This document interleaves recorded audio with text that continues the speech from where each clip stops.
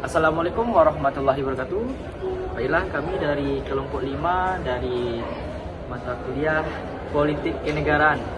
Di sini saya sebagai ketua kelompok, yaitu Davi Syadan, yang rekan saya selanjutnya di samping saya ada Anaziatul Ramadhani, dan satu lagi. Dan saya Mezia Dikanto. Baiklah, di sini kami akan membahas tuntas tentang struktur pemerintahan daerah di Indonesia. Baiklah, saya berterima kasih kepada Bapak Dr. Suyarnef MSI dan Ibu Oktaviani Puspitasari SPD MSc sebagai dosen pembina dan pembimbing mata kuliah kami. Baiklah, kami masuk ke sesi yang pertama.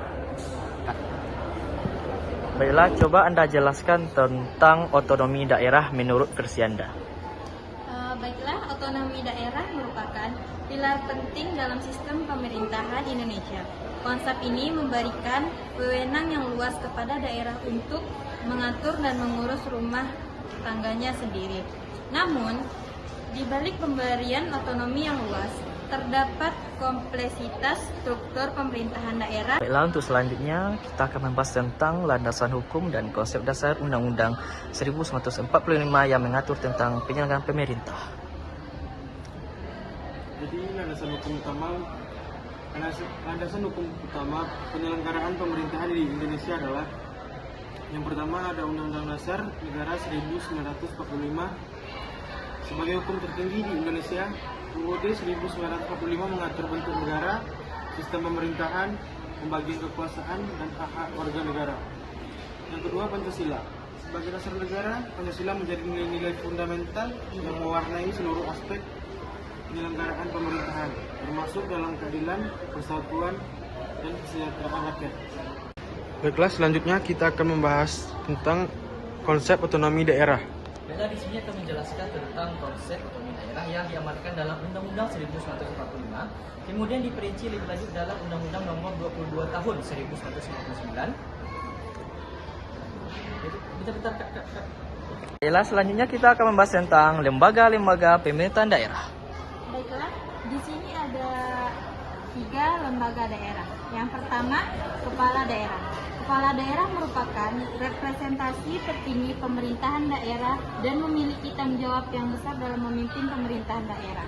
Kepala daerah bertanggung jawab atas pelaksanaan urusan pemerintahan umum dan pembangunan daerah. Yang kedua ada Dewan Perwakilan Rakyat Daerah. Dewan Perwakilan Rakyat Daerah merupakan lembaga perwakilan rakyat daerah yang memiliki fungsi legislasi, anggaran, pengawasan, dan representasi. DPR bertugas membuat peraturan daerah, menetapkan anggaran pendapatan dan belanja daerah. Yang ketiga ada perangkat daerah. Perangkat daerah merupakan unit organisasi di lingkungan pemerintahan daerah yang melakukan tugas pokok dan fungsi pemerintahan sesuai dengan ketentuan peraturan perundang-undangan. Perangkat daerah terdiri dari sekretariat daerah, dinas, dan lembaga teknis lainnya. Sekian dari saya.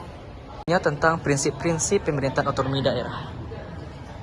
Prinsip-prinsip pemerintahan daerah, yang pertama ada otonomi. Prinsip otonomi memberikan kebebasan kepada daerah untuk mengatur dan mengurus urusan pemerintahannya sendiri sesuai dengan ketentuan peraturan perundang-undangan. Selanjutnya kita akan membahas yang terakhir, yaitu tentang apa sih upaya dan tantangan dalam kinerja dalam pemerintahan daerah. Baiklah, yang pertama saya akan menjelaskan tentang tantangan kontemporer. Yang pertama, disparitas pembangunan. Kesenjangan pembangunan antara daerah masih menjadi masalah yang serius. Daerah perkotaan cenderung lebih maju dibandingkan dengan daerah perdesaan. Yang kedua, kualitas sumber daya manusia. Kualitas sumber daya manusia di daerah masih perlu ditingkatkan, terutama dalam bidang pemerintahan dan pembangunan.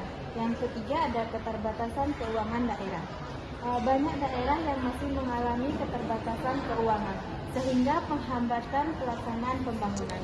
Yang keempat yaitu korupsi. Korupsi masih menjadi masalah yang menggerogoti penyelenggaraan pemerintahan daerah.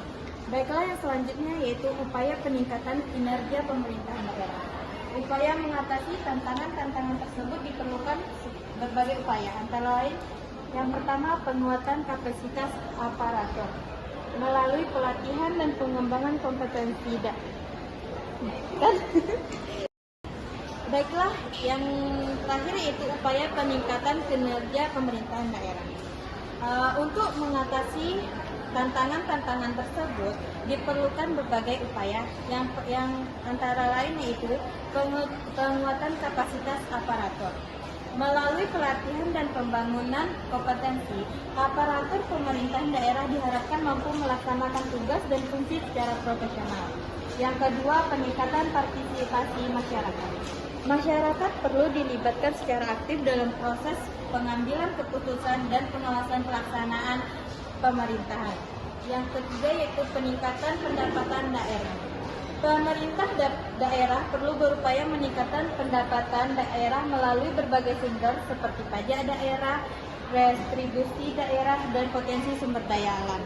Yang terakhir yaitu penguatan pengawasan. Pengawasan terhadap pelaksanaan pemerintah daerah perlu dilakukan secara efektif dan konsisten untuk mencegah terjadinya penyimpangan. Terima kasih banyak telah menyaksikan video materi kami berikan. Semoga penonton dan semua anak didik serta mahasiswa-mahasiswa yang menonton video kami bermanfaat ilmu. Sekian dari kami. Wassalamualaikum warahmatullahi wabarakatuh.